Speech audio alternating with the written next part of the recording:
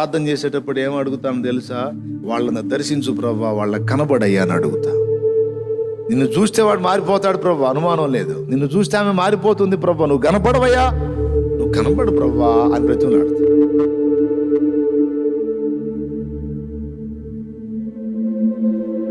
నిన్ను చూస్తే ఇక లోక పాపాల వైపు చూడలేరు ప్రభువా.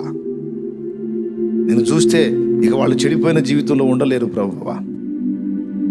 యేసయ్యను చూశాడు, జక్కయ్య మారిపోయాడు. దేవునికి స్తోత్రం.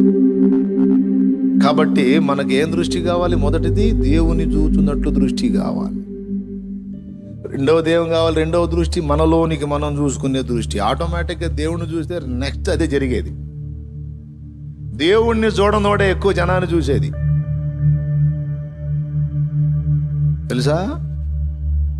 ఊరికే జనాన్ని చూసుకుంటా ఉన్నాడు, ఇతను తేడా, అసలు అది కరెక్ట్ కాదు, ఇది తప్పు, అది ఒప్పు అని ఊరికే జనాన్ని చూసి రాళ్ళు వేస్తుంటారు. చూడు, వీళ్ళు దేవుడిని చూసిన వాళ్ళు కాదు. దేవునిని చూచిన వాడు తనలోనికి తను చూసుకోవటానికి మొదలు పెడతాడు. అబ్బాయి, అర్థమైందా తమ్ముడా?